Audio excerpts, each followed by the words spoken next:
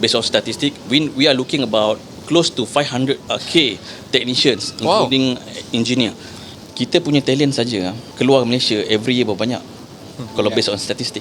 Kita actually tunggu generation baru ni masuk, Gen Z. Kita sebenarnya tunggu juga macam mana perubahan yang you nak buat untuk kita punya industri.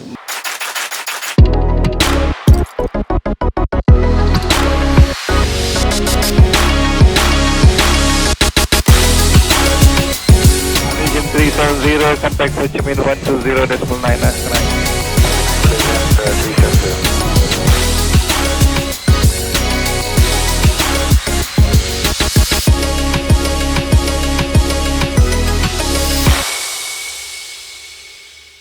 Hai, Assalamualaikum, salam sejahtera kepada anda semua. Kembali lagi dalam podcast Richard Aviation Career Malaysia bersama-sama dengan saya Aman Fitri, host anda. Dan episod kali ini dibawakan oleh Selangor Darul Ehsan Aerospace Industry Corporation Office, di mana ini adalah jabatan di bawah Invest Selangor Berhad yang bertanggungjawab menyelaras, melaksanakan, mengurus dan juga memantau serta mempromosi pembangunan industri aero angkasa di negeri Selangor. So dalam podcast kita sepanjang ni sebenarnya kita nak meliti bagaimana Selangor terus memperkukuhkan kedudukannya dalam menyediakan hub aero angkasa utama negara. Dan juga kita nak tahu inisiatif antara SDICO ni dan juga Aviation Career Malaysia, bagaimana mereka membuka ruang yang luas kepada generasi muda untuk menempatkan diri ataupun memulakan kerjaya di dalam industri penerbangan yang berimpak tinggi. So pada hari ini ataupun pada episod kali ini,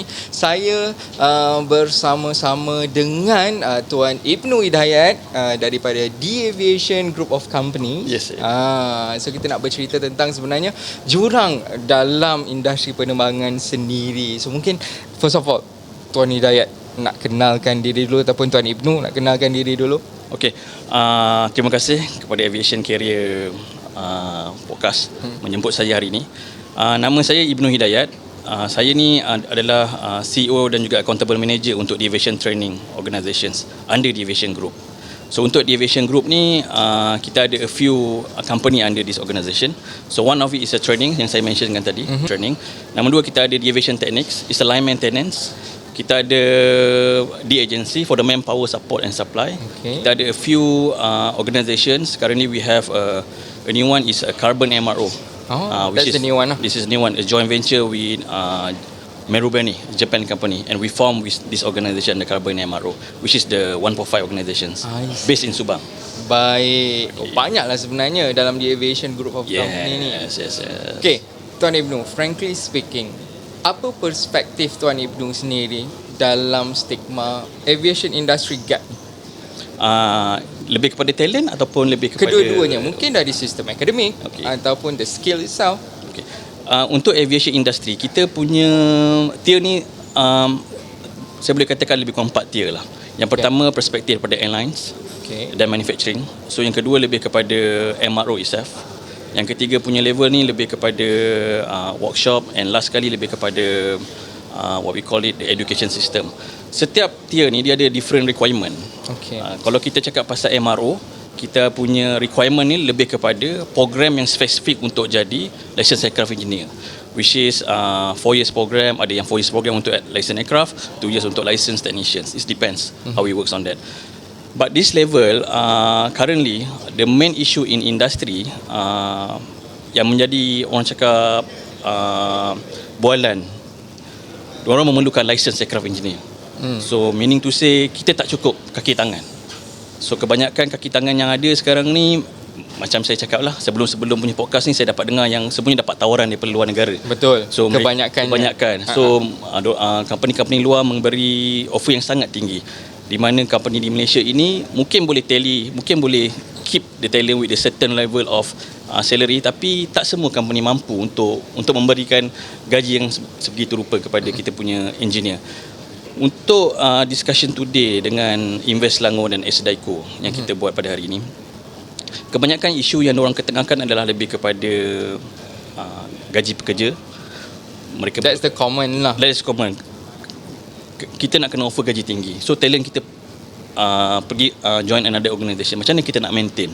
So the only thing sekarang ni yang kita perlu fikirkan, kita nak kena develop talent.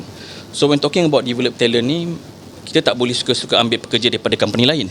So meaning to say kita come up with our own organisation ataupun yang sedia organisation yang sedia ada ni, kita tak boleh suka-suka okay join our organisation with a better salary. Isu ni tak akan habis sampai bila-bila.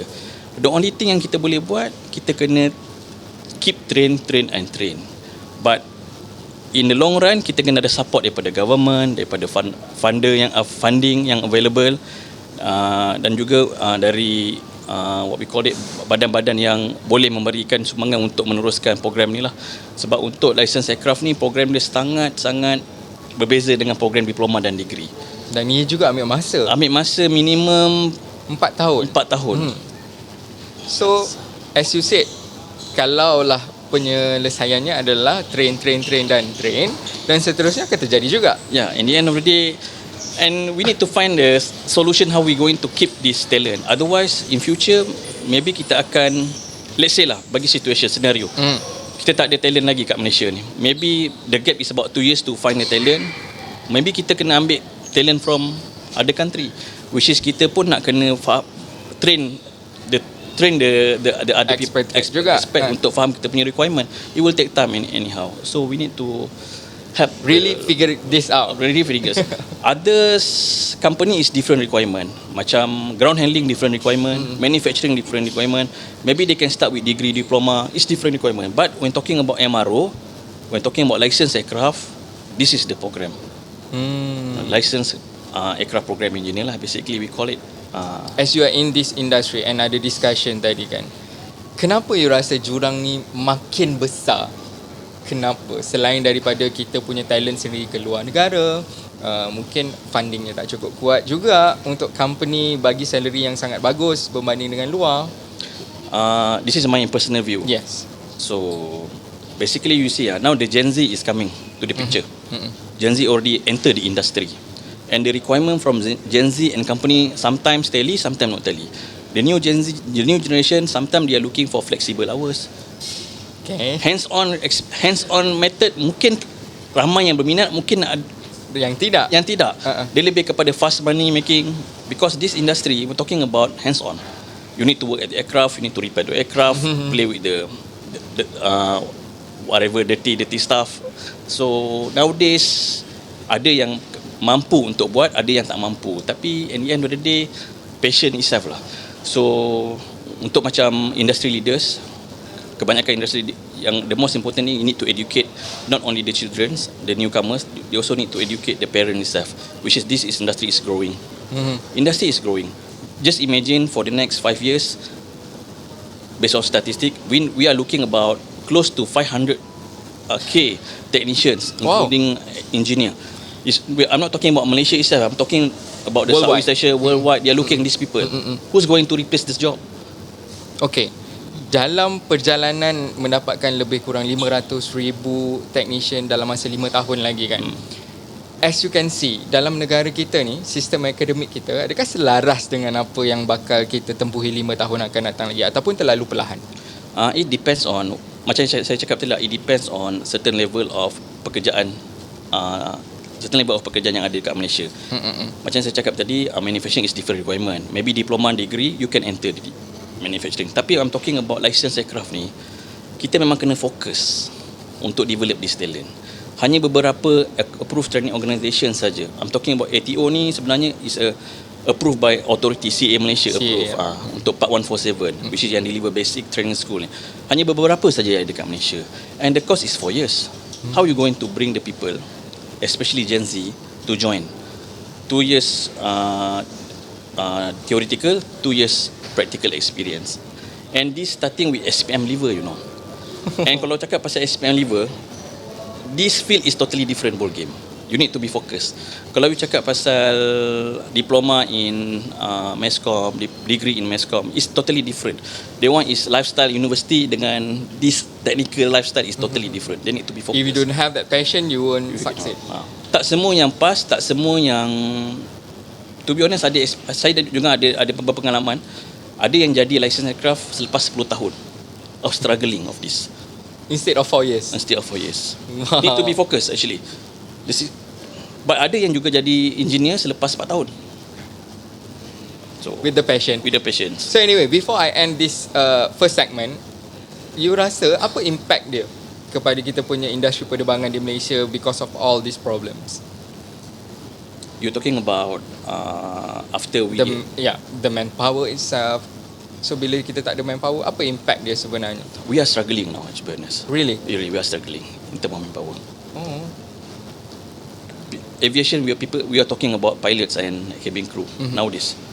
But when talking about the actual aircraft maintenance engineer and technicians, we are struggling. Not many people out there can simply become the licensed aircraft engineer. It takes times and it takes patience, to be honest with you. So these people is, in terms of value of the industry, they are very value. People need them. I can mention any company now. Even the MRO like ADE, ACE, BMM, and the rest of the MRO yang available, carbon MRO, we need these people because they are the one signed the aircraft to release the aircraft. If they are not there, who's going to do the work? Yeah, man. This is different angle, you know. This is MRO environment. It's different angle. This is very serious issue for industry. Wow. Where are you guys? Where are you guys? Di manakah anda semua? Anyway, kita akan stop dekat segmen ini sekejap. Kita berehat sebentar dan pastikan anda teruskan bersama-sama dengan kami. Think Aviation, Think Miatan.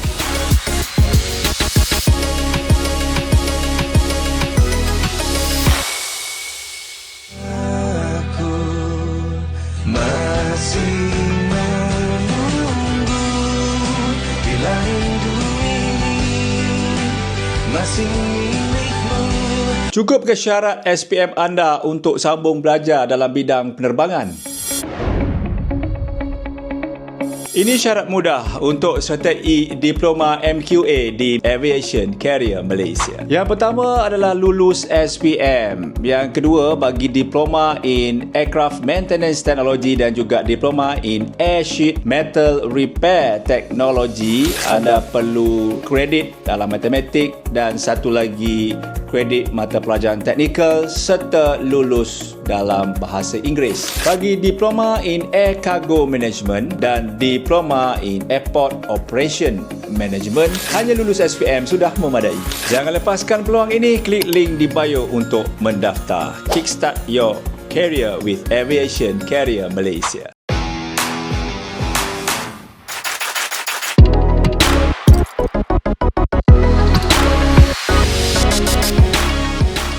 Kembali lagi dengan saya Aman Fitri dalam podcast Chit Chat Aviation Career Malaysia bersama-sama dengan Tuan Ibnu Hidayat daripada D Aviation Group of Companies. Okay, just now kita bercakap tentang banyak benda kita dah jump out together. Tapi sekarang kita nak spesifik tentang training lah, sebab kita banyak menyentuh tentang training ni. Adakah you rasa training di Malaysia ini yang kita berikan untuk melahirkan LAE ataupun any technician untuk berada dalam industri penerbangan ni, modul-modul yang ada ni sebenarnya kurang relevan ataupun macam mana? Lebih kepada what do you mean by that? Dia sekarang ni kita nak lahirkan lebih banyak licensed aircraft engineer kan.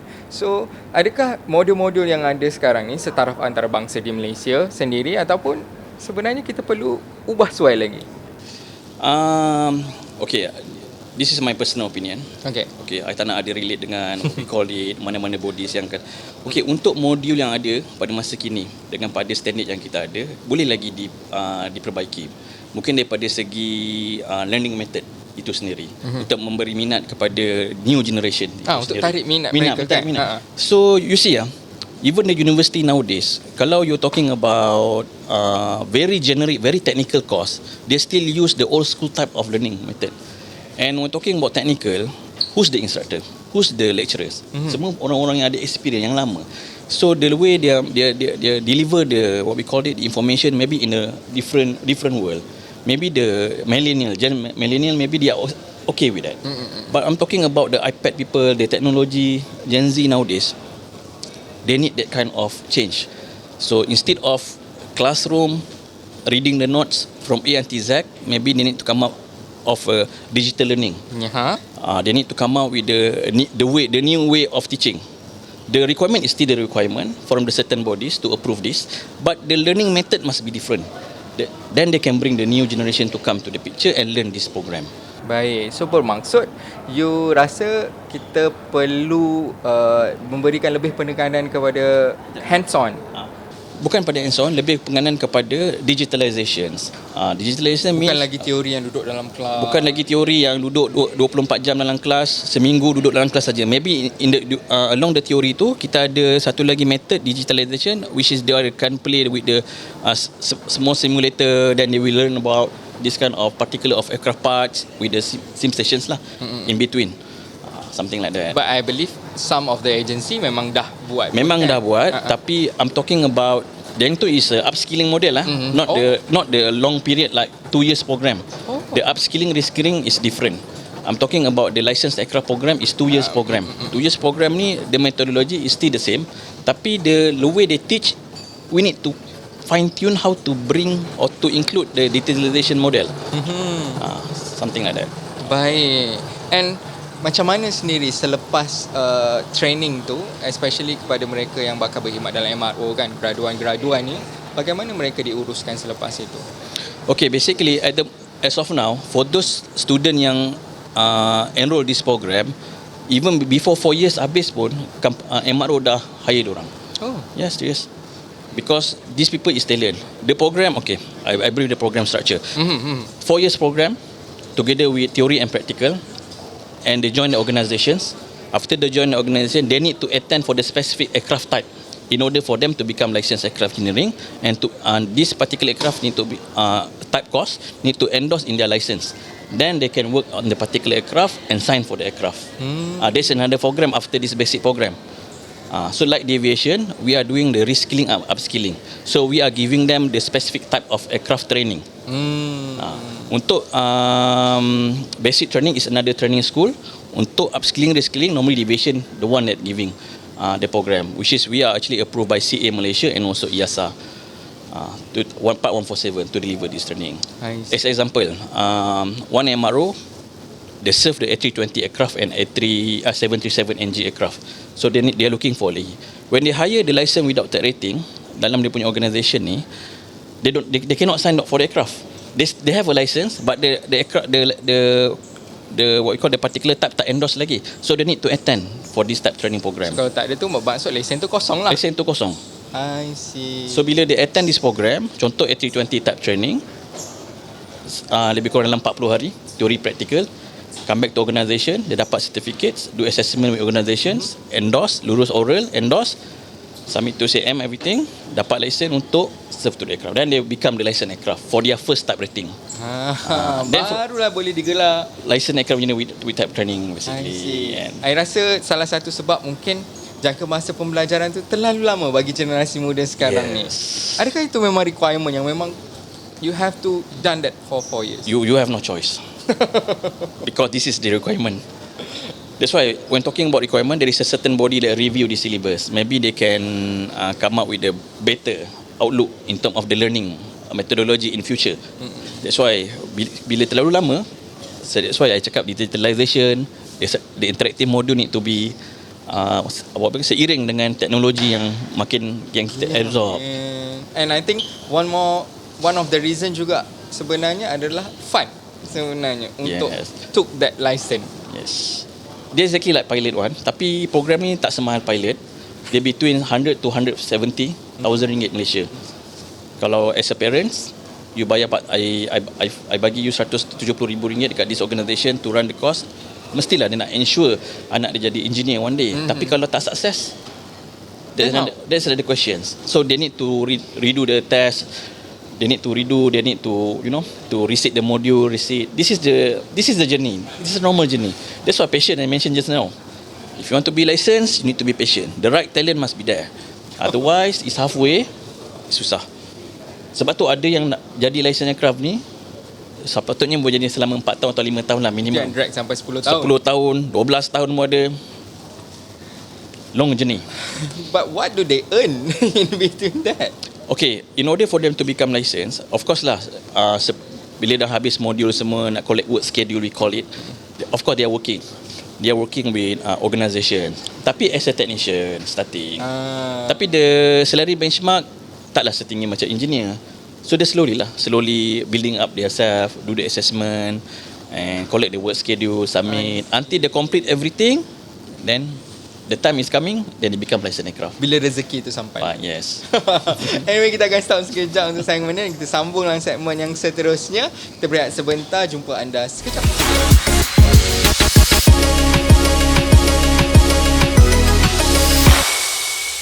Belajar sambil dapat allowance. Nak tahu macam mana? Ikuti video ni sampai habis. Di Aviation Carrier Malaysia, setiap pelajar akan menerima allowance daripada RM400 hingga RM600 setiap bulan. Tak cukup dengan itu, anda akan disediakan asrama bersubsidi yang boleh menjimatkan kos seharian anda. Jadi sambil belajar, korang tak payah risau pasal kos sara diri. Berminat untuk tahu lebih lanjut? Komen nak sekarang. Anggaran gaji yang kita orang dapat dalam 2,000 ke 2,500. Saya Dayang Maisara Masnila Izzati binti Abang Saiful Izan. Saya berumur 22 tahun. Saya berasal daripada Kuching, Sarawak dan saya mempunyai diploma pendidikan awal kanak-kanak di Universiti Management and Science University dan saya pernah bekerja sebagai seorang guru tadika di salah sebuah tadika di Kuching iaitu Smart Reader Kids. Saya telah menjumpai iklan tu ketika saya scroll Instagram dan saya isi form dan terus mereka menawarkan saya untuk interview di salah sebuah hotel di Kuching dan alhamdulillah saya telah diluluskan dan sekarang saya berada di Miatek. Sekarang job saya sebagai Passenger Service Officer dekat Post Aviation. Anggaran gaji yang kita orang dapat dalam 2,000 ke 2,500. Instruktor yang mengajar kita orang dekat kelas tu, dia orang mempunyai pengalaman yang bertahun-tahun, bukan orang biasa-biasa dan mereka sangat profesional. Kita orang juga didedahkan dengan cara yang profesional seperti dalam airline tu juga.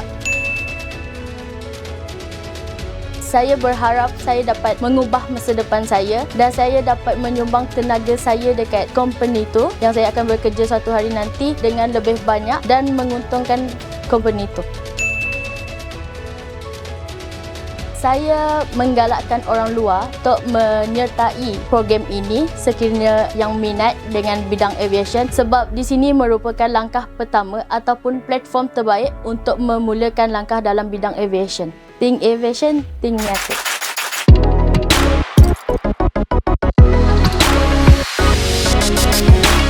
Kembali lagi dalam podcast Chat Aviation Carrier Malaysia bersama-sama dengan saya Aman Fitri dan juga Tuan Ibnu masih lagi ada dekat sini.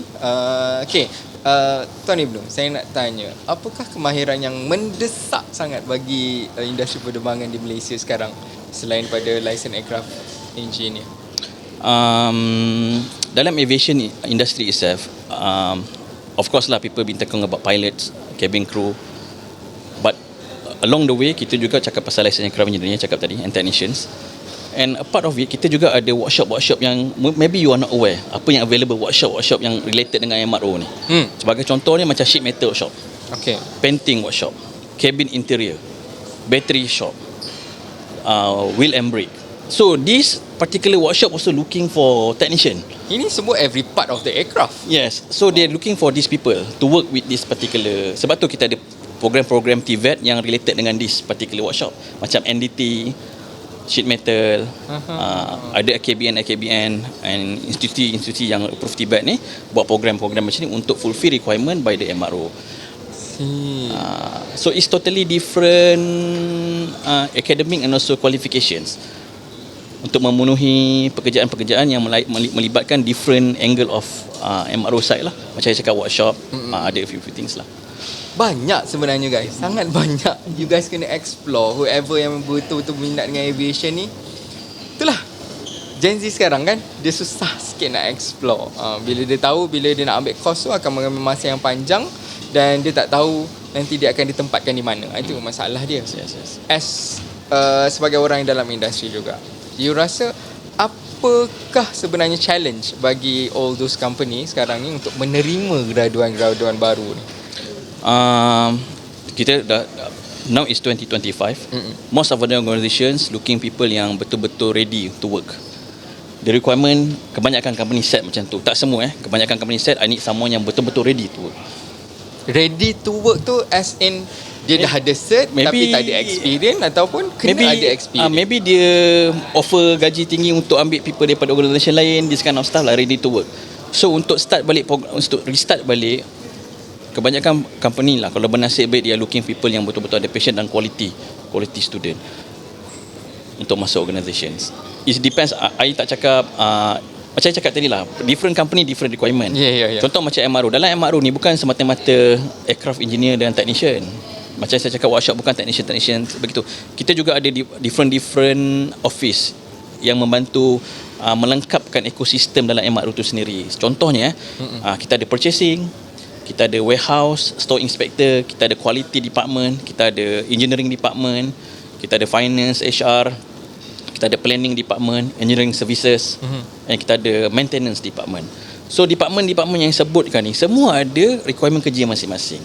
Contohnya kalau you nak jadi technical service engineer, you kena ada at least degree. Dia tak fall back dekat license aircraft requirement. Is there any specific degree yang dia perlukan?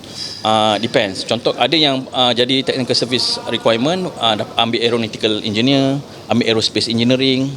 Normally macam university lokal kat Malaysia ni ada juga offer program-program macam ni. Tapi it depends on how you punya connection dengan industry itself. Contoh bila you ambil program ni atau you buat OJT kat organisation ni, internship, mungkin ada kekosongan, dia akan absorb you. Depends. Macam aircraft planner ataupun di planning department, dia memerlukan orang-orang yang ada sometimes orang yang ada experience, sometimes dia perlukan macam freshie ni degree dalam aircraft maintenance background untuk jadi planner. Dia ada banyak pekerjaan sebenarnya. Cuma zaman sekarang ni orang lebih memilih kerja, mungkin memilih title of the kerja tu sendiri ataupun gaji. Kita tak tahu juga dia punya requirement nowadays. Dua ni memang compulsory. Title and gaji mesti compulsory. Yes. Contoh kalau I offer you as a junior planner aircraft, junior planner aircraft, you dengar junior planner aircraft, tapi you punya background degree, kenapa you tak call I engineer? Faham tak? Dia ada certain level yang different tau untuk masuk.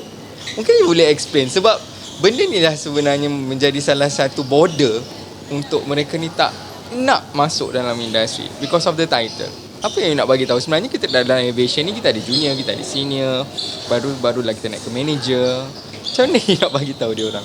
So the most important thing, the way we know now Gen Z lah, the structure of the industry itself pun kadang-kadang kita confuse. Contoh I habis degree as a degree in aeronautical engineering. Berbeza dengan you habis degree dalam degree in mechanical engineer. Bila you graduate in mechanical engineer or electrical engineer, you boleh assume diri you sebagai engineer tau. Assume engineer until you become a few level lah, you ambil exam. Bila you masuk aviation, engineer ni sangat general tau. Adakah you engineer aircraft ataupun you engineer on the certain structure engineer, is different. Kalau structure engineer under technical service ni, dia perlukan degree. This is different because dia bermain dengan structure, drawing is different. Tapi kalau you pergi dekat aircraft, you tak perlu degree pun. You want to become licensed aircraft, you tak perlu start with degree pun. You start with all the SPM pun boleh kan? SPM boleh with certain credit, minimum credit you nak masuk with the 2 years program. You boleh jadi licensed aircraft. So this is something yang industri kena tahu lah, especially yang generation baru kena tahu lah pasal requirement ni. Adakah you rasa disebabkan kurangnya awareness daripada industri sendiri kepada all those generasi muda ni, so that dia orang tak tahu? Yes, that's the correct answer lah, kurang awareness. And this podcast is very good to educate all the youngsters, because youngsters nowadays, especially yang SPM level ni, diorang tak tahu nak pergi mana. Diorang tak trust dengan education system. Some of them trust, some of them not trust. Kalau aku kerja after SPM aku dapat 1,700, aku ada diploma aku dapat 1,700 as a starting salary. Ni contoh Tapi benda ni happen. They have been talking. So how? Perlukah aku ambil diploma ataupun aku just maintain SPM? Tapi diorang tak boleh predict the future. So future in the end they're looking for someone yang skilled people. So macam generation millennial nowadays ni, dia akan jadi, I'm not saying sandwich lah, dia are generation yang akan maintain whatever they have now, because they're not gonna grow. No, dia are complement each level. Satu orang yang ada experience, macam I'm not saying baby boomer nowadays still working, right? So dia complement them. They also complement Gen Z. Dia pun nak kena make sure the industry life lah nowadays. Kalau tak, siapa yang maintainkan industri nowadays. Because nak bawa generation baru pun masuk. susah. Ya. Lepas tu yang coming makin aging, macam mana you nak Lama-lama akan ditinggalkan. ditinggalkan, siapa yang control all the task force ni? So this is the something area yang perlu address, and we need to bring all the young talent to this industry. And one more thing, we need to educate them, especially on the full scope of job yang ada kat industri. Especially on the awareness part lah, how we going to bring them. Okay, you join ni, you jadi apa? We need to have this. Otherwise, diorang tak tahu. As a industry player also, apa rangka yang sebenarnya all of this organisation tengah buat untuk pastikan awareness ni sampai dekat Gen Z ni? Podcast ni salah satulah memang kita buat untuk that awareness. Untuk company-company sendiri, macam mana? Normally kalau macam MRO, diorang ada their own internal company yang family day brings. Sometimes there is a visit from the sekolah-sekolah rendah, sekolah menengah datang visit. Initiative between organisation dan juga sekolah.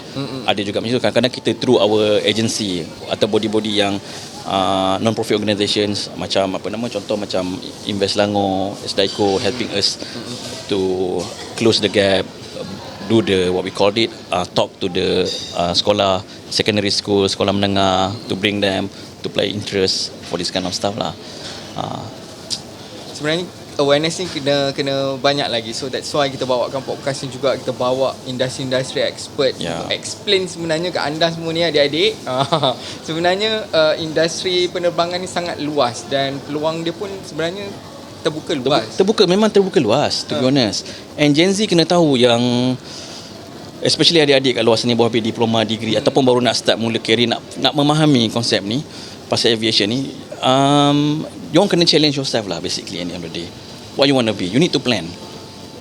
5 years aku nak jadi apa, 10 years yang diorang susah nak fikir. So kat sini kena ada satu macam kita cakap tadi lah, awareness. This is one of the awareness which is good. Kalau sampai ke adik-adik yang muda yang ada passions nak jadi licensed aircraft, nak bekerja dalam aviation, this is the right way untuk tarik orang. And worth it for them to be in the industry? It's worth it to be in the industry because niche market tau. Aviation industry is very niche market in Malaysia itself. Kita punya talent saja keluar Malaysia every year berapa banyak? Kalau based on statistic.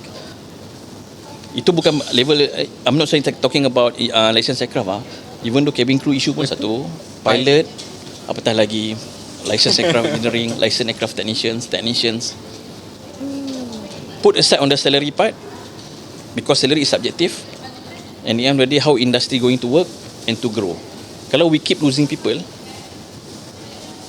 the sandwich generation like us ni, millennial ni, need to maintain this tau. And until when? Kita pun tak tahu umur kita sampai bila. Yes. Kita tunggu anda semua replace kita sebenarnya. Yes. The next succession, the next leader. That's the challenge lah untuk young generations. So we are waiting for you guys. Yeah. So kita berhenti rehat sekejap. Kita akan kembali dalam segmen yang seterusnya bersama-sama dengan saya Aman Fitri dan juga Tuan Ibnu. See you later.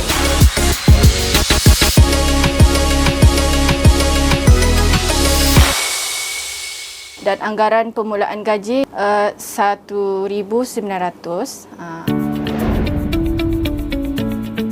Saya secured job dekat Post Aviation sebagai Passenger Service Officer dan anggaran permulaan gaji 1,900.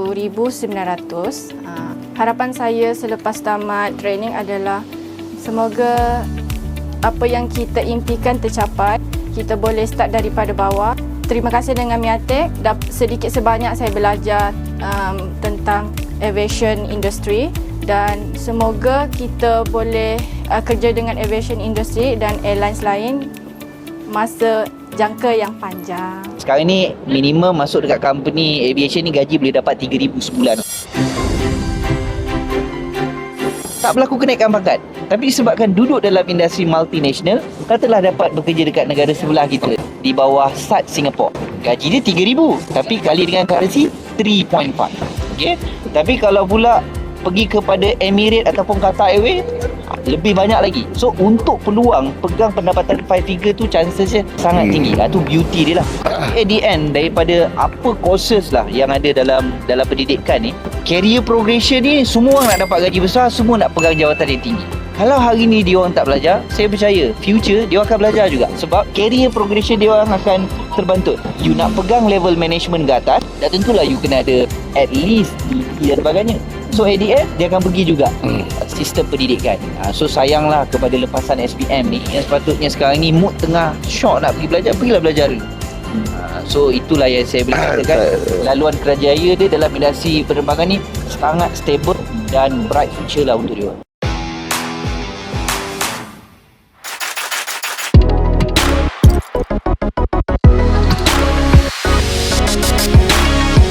Kembali lagi dalam podcast Cicat Aviation Career Malaysia bersama-sama dengan saya. Tadi kita dah bercakap tentang training lah, apa gap yang ada, dan kita sebenarnya nak create awareness guys untuk anda semua memahami tentang betapa besarnya peluang yang ada dalam industri penerbangan dunia. Saya tak naklah cakap Malaysia semata-mata sebab satu dunia memerlukan player-player dekat dalam industri penerbangan ni. So the conclusion ni Tuan Ibnu, you rasa penyelesaian yang paling bagus untuk menutup jurang ni dalam masa kedua, ketiga, 5 tahun lagi ni, yang paling you rasa this is good to close this gap?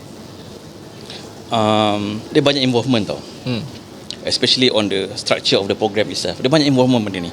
Dan kita tak boleh pukul rata. Contoh I nak ni dalam masa 5 tahun kita nak ada 100 engineer level, tapi dia tak follow the actual program pun tak boleh juga. Sebab ni semua dia bond dengan regulation di program.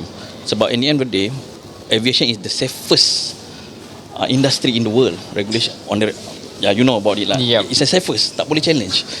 Yang tu kita tak boleh lari. Tapi maybe in the perspective of upper level, dia boleh look into the how we can come out with the, maybe bukan 4 tahun, I don't know about it. How to cut it short a bit. Yes, but maybe it compact. Tapi dia ada program dekat school yang you boleh re-event balik lah kita punya education system ni. Maybe dekat university, maybe kat sekolah ada a few things yang you boleh masukkan dan terapkan.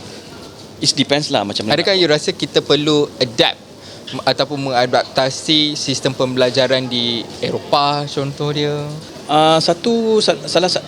Dia macam nak cakap sebab Europe punya standard pun 2 years plus 2 years juga, sama je.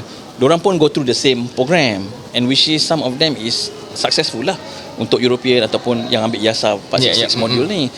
Macam different country different program lah, different modul. Macam Malaysia pun tak boleh nak lari program ni, memang fix.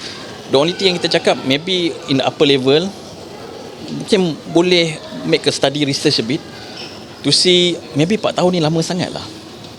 Maybe we need to have what kind of level of people yang we want. Yeah. Maybe we need to certain module maybe tak perlu ambil, maybe ringkaskan later. Maybe we don't know about this.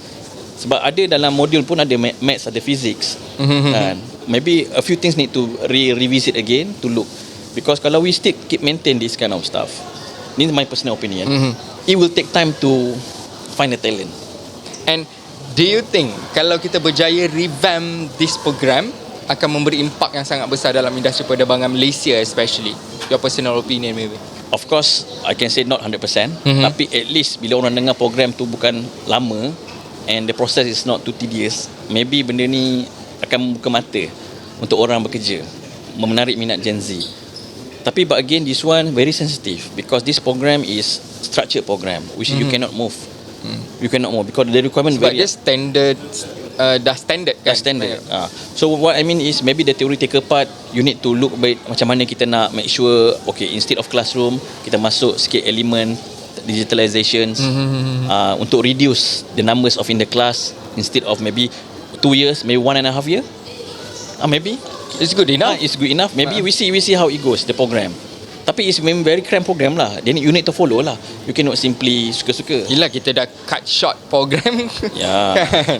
But again, this one is a suggestion. Tapi kita tak tahu macam mana processing in future. Kalau support dari government itself, what do you want to say? Kalau they are open for it, maybe this is a way to help the young people to join.